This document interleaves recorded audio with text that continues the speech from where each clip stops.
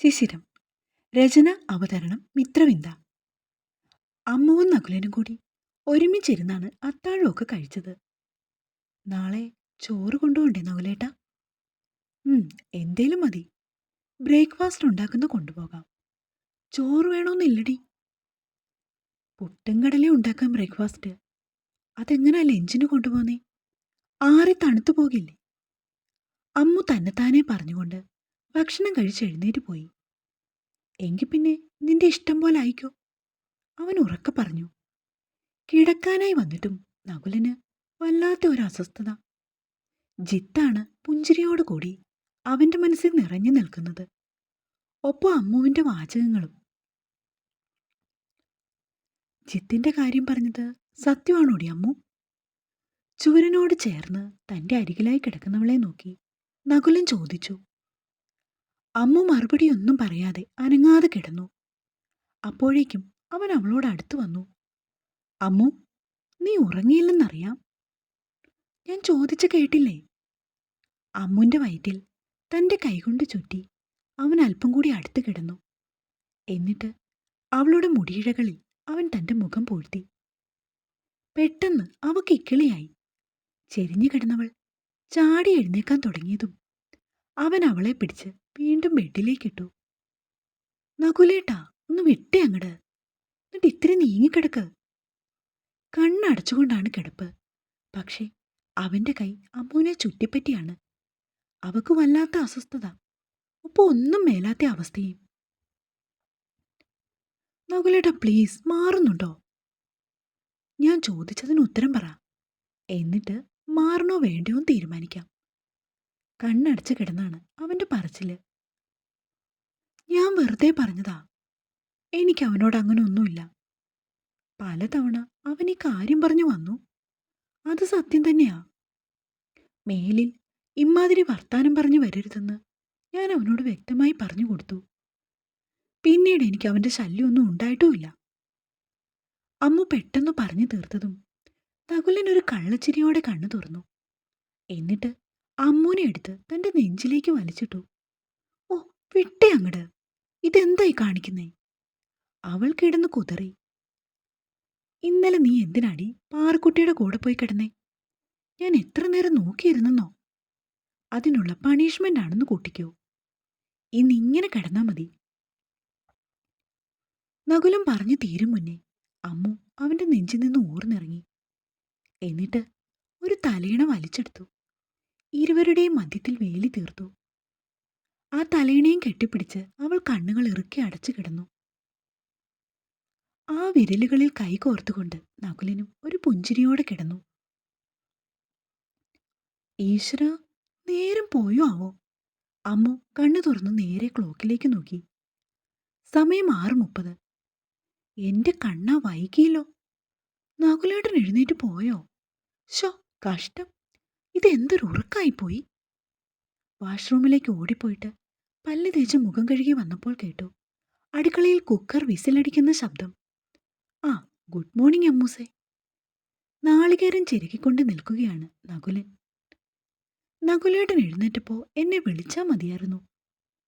2 കിഴങ്ങെടുത്ത് അവൾ വെള്ളത്തിലേക്ക് ഇട്ടുകൊണ്ട് അവനോടായി പറഞ്ഞു. ഞാനും ഇത്രയും നേരത്തെ എഴുന്നേറ്റ് വരുന്നതൊന്നും അല്ലടി.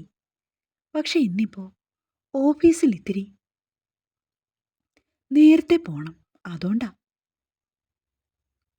പുട്ടുണ്ടാക്കാൻ വേണ്ടി ആവശ്യമായ നാളികേരം അവൻ ചിരകി അമ്മുവിനെ ഏൽപ്പിച്ചു. എന്നിട്ട് 2 മുട്ട എടുത്തു വെച്ചു. പോയി റെഡിയായിക്കോ, ഞാൻ പെട്ടെന്ന് ഫുഡ് ഉണ്ടാക്കാം. ചോറ് തിളപ്പിച്ചൂറ്റി വെച്ച ശേഷം അമ്മു ഉരുളക്കിഴങ്ങ് മെഴുക്കുവരട്ടി ഉണ്ടാക്കി. ഇച്ചിരി ചമ്മന്തി അരച്ചു. ശേഷം 2 മുട്ടയും പൊരിച്ചു. അമ്മ തന്നുവിട്ട കണ്ണിമാങ്ങ അച്ചാറും ഇരിപ്പുണ്ട്.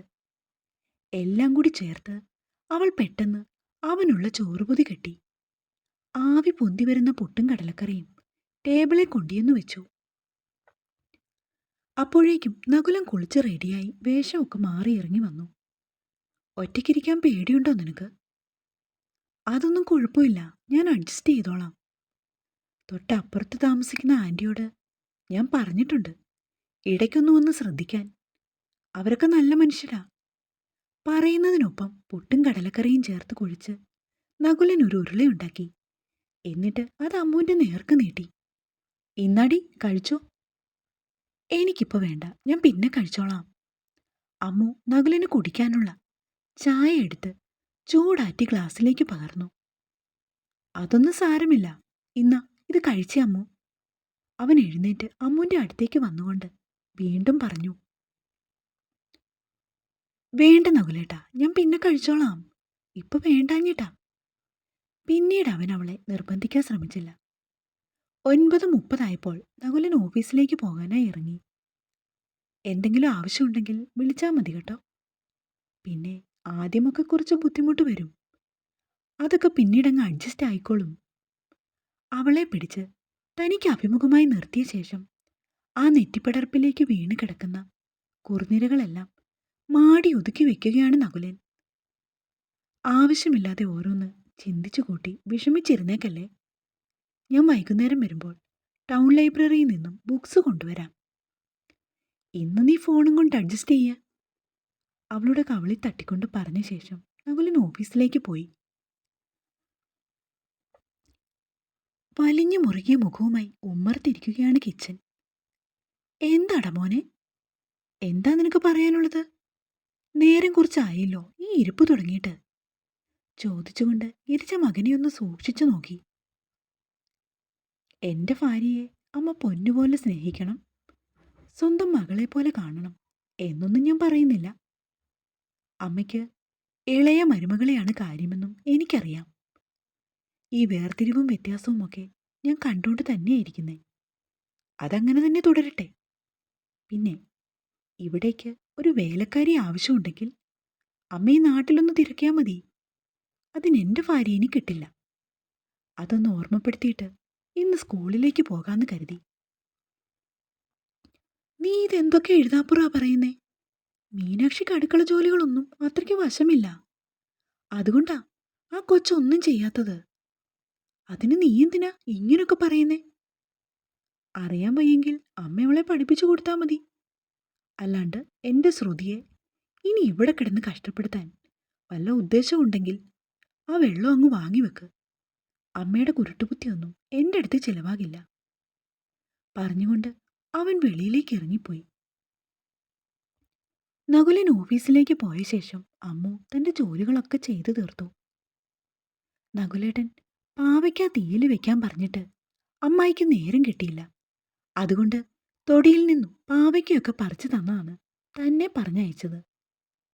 അവൾ നല്ല അസലായിട്ട് ഉള്ളിയും നാളികേരവും കൊത്തിയിട്ട് അരിഞ്ഞു വറുത്ത് ഒക്കെ ചേർത്ത് പാവയ്ക്ക തീയലുണ്ടാക്കി. പിന്നെയുള്ളത് കാലത്തെ വെച്ച കറികളൊക്കെ ആയിരുന്നു.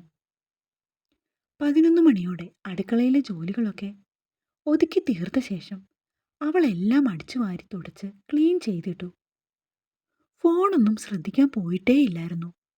അമ്മായി ഒന്ന് വിളിക്കാന്ന് കരുതി റൂമിലിരുന്ന് മൊബൈൽ എടുക്കാനായി ചെന്നപ്പോൾ 4 മിസ്ഡ് കോള്. എല്ലാം നകുലിൻ്റെ ആയിരുന്നു. പെട്ടെന്ന് തന്നെ അവൾ തിരിച്ചു വിളിച്ചു. അമ്മു, ഞാൻ എത്ര തവണ വിളിച്ചു, നീ ഇതെവിടാ? ആ നകുലേട്ടാ, ഞാൻ അടുക്കളയിലായിരുന്നു. ഫോൺ സൈലൻ്റ് ആയിട്ട് കിടന്നതുകൊണ്ടേ വിളിച്ചതറിഞ്ഞില്ല. ശരി ശരി, സൈലൻ്റ് ബോർഡ് മാറ്റിയിട് പെണ്ണേ, വെറുതെ മനുഷ്യനെ ആദ്യം പിടിപ്പിച്ചു. നീ എന്തെങ്കിലും കഴിച്ചോ? ഇല്ല, കഴിച്ചോളാം. നകുലേട്ടന് ഡ്യൂട്ടി ടൈമാണോ അതോ? ഡ്യൂട്ടി ആടി. ആ പിന്നെ നീ മുൻവശത്തെ ഡോറൊക്കെ ലോക്കാക്കിയില്ലേ? അതേലോ, നകുലേട്ടൻ പോയപ്പോൾ ഞാൻ ലോക്കാക്കിയതാ. ആരെങ്കിലും വന്നാൽ തന്നെ ജനാല തുറന്നു നോക്കിക്കോണം കേട്ടോ. ഇവിടെ പേടിക്കാൻ എന്തേലും ഉണ്ടോ നകുലേട്ടാ? ഏയ്, എന്തു പേടിക്കാനാ, സെക്യൂരിറ്റീസ് 4-5 പേരുണ്ട്. പിന്നെന്തിനാ ഇങ്ങനൊക്കെ പറയുന്നേ? അവൾക്ക് സംശയമായി. ഡീ, ഞാൻ ജസ്റ്റ് പറഞ്ഞേ ഉള്ളൂ, അല്ലാതെ വേറൊന്നും പ്രത്യേകിച്ചില്ല. അമ്മായി വിളിക്കുന്നുണ്ട്, വെച്ചോട്ടെ. ശരി. അവൻ ഫോൺ കട്ട് ചെയ്ത ശേഷം അമ്മു ശ്രീജയുടെ ഫോണിലേക്ക് വീഡിയോ കോൾ ചെയ്തു. അവരോടൊക്കെ വിശേഷം പങ്കുവച്ചു. പാറുക്കുട്ടിക്കാണെങ്കിൽ അമ്മുച്ചിട്ടേനെ നേരിട്ട് കണ്ടേ തീരൂ. കുറേ നേരം കുഞ്ഞിനോട് സംസാരിച്ചിരുന്നപ്പോൾ അമ്മു ഹാപ്പിയായിരുന്നു. കുളിയൊക്കെ കഴിഞ്ഞ് ഭക്ഷണം കഴിച്ചിട്ട് അമ്മു കുറച്ചു സമയം ഫോണിൽ നോക്കിയിരുന്നു. നേരം അപ്പോൾ 1 മണി ആയതേ ഉള്ളൂ. നകുലം വരണമെങ്കിൽ 5:30 കഴിയുമെന്നാണ് പറഞ്ഞത്. അവൾ ബെഡ്റൂമിലേക്ക് പോയി. കുറച്ചു സമയം വെറുതെ കിടന്നു. ആ കിടക്കം ആള് നല്ല അസലായിട്ടൊന്നുറങ്ങി. കിച്ചേട്ടൻ എന്തിനാ ഇപ്പൊ ഇങ്ങനെയൊക്കെ അമ്മയോട് സംസാരിച്ചേ? അതിനു മാത്രം എന്തൊരു പ്രശ്നം അവിടെ ഉള്ളേ? പ്രിയയെ വിളിച്ച് വിവരമെല്ലാം ധരിപ്പിച്ചതാണ് ഗിരിജ. അവൾ ഞെട്ടി നിൽക്കുകയാണ്. എന്റെ മോളെ എനിക്കൊന്നും അറിയില്ലടി. മീനാക്ഷിക്കാണെങ്കിൽ അടുക്കളപ്പണിയൊന്നും അത്ര കണ്ട് നോക്കി ചെയ്യാൻ വശമില്ല. ശ്രുതി എഴുന്നേറ്റ് വന്ന് വേഗത്തിൽ ജോലിയെല്ലാം ചെയ്യും. ഒരു കുടുംബമായിട്ട് കഴിയുന്നതല്ലേടി. നമ്മളതനുസരിച്ച് വേണ്ടേ ജീവിക്കാൻ. അല്ലാണ്ട് ഇവിടെ കിടന്ന് ഗുസ്തി പിടിച്ചിട്ട് കാര്യമുണ്ടോ? ആ പിന്നെ അല്ലാതെ. ഏട്ടൻ പറയുന്ന പോലൊന്നും നടക്കില്ല. ശ്രുതി എന്തെങ്കിലുമൊക്കെ ഏട്ടനോട് പറഞ്ഞു കൊടുത്തു കാണും. അതാണ് ഏട്ടൻ അമ്മയോട് കാലത്തെ വഴക്കു കൂടിയത്. പോട്ടെ, സാരമില്ലമ്മേ. അവള് വല്ലാത്ത പെണ്ണാടി മോളെ, കുശുമ്പ് പിടിച്ചതാ. നമ്മൾ ആരും ഉദ്ദേശിക്കുന്ന പോലല്ല. അവള് പിടിച്ച മുയലിന് 2 കൊമ്പ്. വന്നതേ തലയണമന്ത്രം നടത്തി എന്റെ ചെറുക്കനെ കയ്യിലെടുത്തു. ഇല്ലമ്മേ, അങ്ങനൊന്നുമില്ല. കിച്ചേട്ടൻ പണ്ടും ഇങ്ങനല്ലേ, എന്തും വെട്ടിത്തുറന്നു പറയും, അത്രേ ഉള്ളൂ. അമ്മ അതൊന്നും മൈൻഡ് ചെയ്യണ്ട. പിന്നെ കാര്യം തീർന്നില്ലേ? അങ്ങനൊന്നും അല്ലടി. ഇന്ന് എന്നോട് ഓരോന്നൊക്കെ പറയുമ്പോൾ അവന്റെ മുഖഭാവം എന്നെ കൊല്ലാനുള്ള ദേഷ്യമായിരുന്നു. എന്തായാലും അവളിങ്ങോട്ട് വരട്ടെ, ഞാൻ ചോദിക്കുന്നുണ്ട്. അമ്മ ഇനിയൊന്നും ചോദിക്കാനും പറയാനും പോകണ്ട. എല്ലാം വരുന്ന പോലെ വരട്ടെ. മീനാക്ഷി എന്തു പറയുന്നു? അവള് പാവാടി. ഓഫീസിൽ നിന്നും എത്തിയാൽ അമ്മയെന്ന് വിളിച്ച് പിന്നാലെ നിൽക്കും. ജോലിയൊന്നും ചെയ്യാൻ വശമില്ല. ഇനി പതിയെല്ലാം പഠിപ്പിക്കാം. മീനാക്ഷിയെക്കുറിച്ച് പറയുമ്പോൾ ഗിരിജ വാചാലയായി. അമ്മയ്ക്ക് അവളോടാണ് താല്പര്യമെന്ന് പ്രിയയ്ക്ക് മനസ്സിലായി. അമ്മേ, രൂപേഷേട്ടൻ വിളിച്ചു. എന്നോട് തിരിച്ചു വരാൻ പറഞ്ഞു. ഏട്ടന് ഹൈദരാബാദ് വരെ പോണം. അപ്പോൾ അവിടുത്തെ അമ്മ ഒറ്റയ്ക്കല്ലേ ഉള്ളൂന്ന്. ഫോണും കൈ പിടിച്ചുകൊണ്ട് ശ്രീജ അമ്മയുടെ അരികിലേക്ക് വന്നു. ബിന്ദു ആണെങ്കിൽ പൊടിപ്പിക്കാനായി കഴുകി വാരി ഉണങ്ങാനിട്ട മുളകും മല്ലിയുമൊക്കെ എടുത്ത് അകത്തേക്ക് കൊണ്ടുവരികയാണ്. കുത്തലുമണം അടിച്ചിട്ട് അവരെ നിർത്താതെ തുമ്മുന്നുണ്ട്. അടുക്കളയുടെ അടുത്തുള്ള ചെറിയ മുറിയിൽ എല്ലാം കൊണ്ടുപോയി വെച്ച ശേഷം അവർ ചെന്ന് കൈയും മുഖവും ഒക്കെ കഴുകി. എന്നിട്ട് മകളുടെ അരികിലേക്ക് വന്നു. എന്നടി മോളെ, തിരിച്ചു പോകണോ? അതെ അമ്മേ. അവൾ അമ്മയോട് കാര്യങ്ങളൊക്കെ ഒന്നുകൂടെ ആവർത്തിച്ചു. ശോ, കഷ്ടായല്ലോ. ഇനിയിപ്പോ വീണ്ടും ഞാൻ ഒറ്റയ്ക്കായി. അമ്മ എൻ്റെ ഒപ്പം പോരുന്നോ? കുറച്ചുനാൾ അവിടെ നിൽക്കാം. എന്തേ? ഓ, ഇവിടം വിട്ട് ഞാൻ എങ്ങോട്ടും വരുന്നില്ല. എനിക്ക് ഈ മണ്ണും മണമൊന്നും ഇല്ലാതെ പറ്റില്ലടി കൊച്ചേ. അല്ലേലും ഈ വീട് ഇട്ടെറിഞ്ഞു പോകാൻ പറ്റില്ല. അന്നും പതിവ് പോലെ ഓരോരോ കാരണം നിരത്തി ബിന്ദു ഒഴിഞ്ഞു മാറി. ഇതാ അമ്മയുടെ കുഴപ്പം. ഇങ്ങനെ എത്ര നാളെന്ന് വെച്ചാ? അല്ലെങ്കിൽ ഏട്ടൻ്റെ ഒപ്പം പോയി നിൽക്ക്. അമ്മയെ ഒറ്റയ്ക്കാക്കിയിട്ട് പോയാൽ എനിക്കൊരു മനസ്സമാധാനമില്ല. ഓ, അതൊന്നും ഓർക്കണ്ടടി. എനിക്കിപ്പോൾ അങ്ങനെ പ്രത്യേകിച്ച് ആരോഗ്യ പ്രശ്നങ്ങളൊന്നുമില്ലല്ലോ. പിന്നെ അപ്പുറത്തെ ചേച്ചി വരില്ലേ കൂട്ടുകിടക്കാനൊക്കെ? അതൊക്കെ മതി. ഇരുവരും സംസാരിച്ചു നിന്നപ്പോൾ ശ്രീജയെ അവളുടെ ഭർത്താവ് വീണ്ടും വിളിച്ചു. അവൾ ഫോണുമായിട്ട് റൂമിലേക്ക് വീണ്ടും പോയി. കുറച്ച് പഴംപൊരി ഉണ്ടാക്കി ചായയും തിളപ്പിച്ചൊഴിച്ച് അമ്മു അതെടുത്തു വെച്ചു. എന്നിട്ട് നകുലം വരുന്നത് നോക്കിയിരിപ്പാണ്. നല്ല ഒന്നൊന്നര ഒരു ഉറക്കമായിരുന്നു താന്. അതൊക്കെ കഴിഞ്ഞുണർന്ന ശേഷം നേരെ അടുക്കളയിലെത്തി. പെട്ടെന്ന് 2 പഴമെടുത്ത് നെറുകെ പിളർന്നു. വീണ്ടും അത് പീസാക്കി പഴംപൊരി ഉണ്ടാക്കി. 5:30 വരുമെന്ന് പറഞ്ഞവൻ 6 മണിയായിട്ടും എത്തിയില്ല. ഡ്രൈവ് ചെയ്തു വരുന്നതുകൊണ്ടാണോ? രണ്ടും കൽപ്പിച്ച് അമ്മു ഫോണെടുത്ത് അവനെ വിളിച്ചു. അമ്മു, ആ എവിടാ നകുലേട്ടാ? എൻ്റെ ഒരു ഫ്രണ്ടിന് പ്രൊമോഷനായി. അതിൻ്റെ ഒരു പാർട്ടി. ഞാൻ പെട്ടെന്ന് വരാം, നീ വെച്ചോ. മറുഭാഗത്തു നിന്നും ഫോൺ കട്ടായതും അമ്മുവിൻ്റെ ഉള്ളിൽ എന്തോ നൊമ്പരം പോലെ. ആള് കുടിച്ചിട്ടുണ്ടെന്ന് തോന്നുന്നു. ശബ്ദമൊക്കെ കുഴഞ്ഞായിരുന്നു. അവൾ വിഷമത്തോടെ കുറച്ചു നേരം നിന്നു. മേടയിൽ വീട്ടിലെ കിച്ചനും ഏതോ നല്ല പിള്ളേരാ. ഒരു മോശ സ്വഭാവവുമില്ല ആ കുട്ടികൾക്ക്. പക്ഷേ നമ്മുടെ നകുലനില്ലേ, അവനൊരു പോക്ക് കേസാ. ഇത്തിരി കുടിയും വലിയും തക്കയുടെ തരികിട പരിപാടികൾ മൊത്തം ഉണ്ട്. അടുത്ത വീട്ടിലെ വത്സലേച്ചി ഒരു തവണ അമ്മയോട് വന്നു പറയുന്നത് കേട്ടിട്ടുണ്ട്. താനും ഇടയ്ക്കൊക്കെ കണ്ടിട്ടുണ്ട് കുടിച്ചു വണ്ടി ഓടിച്ചു വരുന്നത്. കോച്ചിങ് സെൻറ്ററിൽ പോയിട്ട് ഒരു ദിവസം വീട്ടിലേക്ക് മടങ്ങി വരികയാണ്. ആ നേരത്തായിരുന്നു നകുലേട്ടൻ്റെ ബൈക്ക് വന്നു നിന്നത്. അരികിലായി വന്ന് വണ്ടി ഒതുക്കി നിർത്തി തന്നോട് ഒപ്പം കയറാൻ ആവശ്യപ്പെട്ടു. കുടിച്ചിട്ടുണ്ടെന്ന് മനസ്സിലായതും താൻ വേഗം മുന്നോട്ട് നടന്നു. അപ്പോഴേക്കും ആള് തൻ്റെ കയ്യിൽ പിടിക്കാൻ നോക്കി. ദേ, എൻ്റെ ദേഹത്ത് തൊട്ടാലുണ്ടല്ലോ, ഞാനിവിടെ കിടന്ന് ഒച്ച വെച്ച ആളെ കൂട്ടും. ഓ പിന്നെ, നീ ഒച്ച വെച്ചാൽ ആരടി ഓടിക്കൂടുന്നേ? അത് ഞാനും കൂടെ ഒന്ന് കാണട്ടെ. കുടിച്ച് ബോധമില്ലാണ്ട് നിൽക്കുമല്ലേ, വേഗം വീട്ടിൽ പോകാൻ നോക്ക്. താൻ ശബ്ദമുയർത്തിയതും ആളെന്നുറക്കെ ചിരിച്ചു. ഞാൻ കുടിക്കും, ശരിയാ എന്ന് കരുതി ബോധമില്ലാത്ത ഒരു കുടിയും ഇന്നോളം കുടിച്ചിട്ടില്ല. പിന്നെ നിന്റെ കയ്യിലൊന്ന് പിടിക്കാൻ തുടങ്ങിയെന്ന് കരുതി നീ ഇത്രയ്ക്ക് പൊട്ടിത്തെറിക്കണ്ട. നീ നകുലൻ്റെ പെണ്ണാ. എവിടെ വേണേലും പിടിക്കാനുള്ള അധികാരവും അവകാശവും എനിക്ക് മാത്രമേ ഉള്ളൂ. ഓ പിന്നെ, അങ്ങനൊരു ദിവസം വന്നാലേ അന്ന് കാക്കമാലെന്ന് പറക്കും. അതൊക്കെ ഞാൻ പറപ്പിച്ചോളാം, നീ ടെൻഷൻ ആവണ്ട. ഇപ്പം മര്യാദയ്ക്ക് വണ്ടി കയറ്, എന്നിട്ട് ചേട്ടനെ കെട്ടിപ്പിടിച്ചിരിക്കും. ഇല്ല, നിങ്ങൾ പോകാൻ നോക്ക്, എനിക്ക് വേറെ പണിയുണ്ട്. ആ സമയത്താണ് യദുവേട്ടൻ്റെ വരവ്. അന്ന് തൻ്റെ രക്ഷകനായി വന്നവൻ അവസാനം മാനം കവരാൻ ശ്രമിച്ചു. ഓർത്തപ്പോൾ മിഴികൾ നിറഞ്ഞുകൊണ്ടേയിരുന്നു. കൈയും കാലും മുഖവും കഴുകി വന്ന് നിലവിളക്ക് കൊളുത്തി തൊഴുത് പ്രാർത്ഥിച്ചു, നാമം ചൊല്ലി. തൻ്റെ അമ്മയുടെ ആത്മാവിന് വേണ്ടി നല്ലോണം പ്രാർത്ഥിച്ചു. അരമണിക്കൂർ അവിടെ ഇരുന്നു. കുറച്ച് ശ്ലോകങ്ങളൊക്കെ ചൊല്ലി. ഈശ്വര, ആ മനുഷ്യനെ കാത്തു രക്ഷിക്കണേ, ആപത്തൊന്നും വരുത്താതെ ഇങ്ങോട്ട് എത്തിക്കണേ. പ്രാർത്ഥിച്ചുകൊണ്ട് നിന്നപ്പോൾ കേട്ടു കോളിംഗ് ബെൽ അടിക്കുന്നത്. ജനാലയിലൂടെ നോക്കിയപ്പോൾ നകുലനായിരുന്നു വെളിയിൽ. അമ്മു വാതി തുറന്നതും ഒരു ചിരിയൊക്കെ ചിരിച്ചുകൊണ്ട് അവൻ അകത്തേക്ക് വന്നു. അമ്മുവിൻ്റെ കയ്യിലേക്ക് ബാഗ് കൊടുത്ത ശേഷം ഷൂസ് ഊരി മാറ്റി. ഒറ്റയ്ക്കിരുന്ന് ബോറടിച്ചോ പെണ്ണേ? മുഖമുയർത്തി ചോദിച്ചതും അവൾക്ക് അവൻ ഡ്രിങ്ക്സ് കഴിച്ച സ്മെല്ലടിച്ചു. അവനെ ചുട്ടരിക്കാനുള്ള കോപത്തോടെ അമ്മു തുറിച്ചു നോക്കി. എന്താടി ഉണ്ടക്കണ്ണി? ഷർട്ടിൻ്റെ ബട്ടൺസ് ഒന്നൊന്നായി വേർപ്പെടുത്തിക്കൊണ്ട് നകുലൻ ഒന്ന് സൈറ്റ് അടിച്ച് കാണിച്ചു. അമ്മു തിരിഞ്ഞുപോയി ബാഗ് കൊണ്ടുവന്ന് വെച്ചു. എന്നിട്ട് പെട്ടെന്ന് അവൻ്റെ ലഞ്ച് ബോക്സ് വലിച്ചെടുത്തു. അമ്മുക്കുളിക്ക് നകുലേട്ടനോട് പിണക്കാണല്ലേ? ഷോ, ഇനിയിപ്പോൾ എന്താ വഴി? അവൻ പിന്നാലെ ചെല്ലുന്നുണ്ട്. പക്ഷേ അമ്മു ശ്രദ്ധിക്കാനേ പോയില്ല. ടീ, ഒരുപാടൊന്നും കഴിച്ചില്ല, 2 അതേ ഉള്ളൂ. സംശയമുണ്ടെങ്കിൽ രാഹുലിനോട് ചോദിക്കുക, അവരെല്ലാവരും ഉണ്ടായിരുന്നു.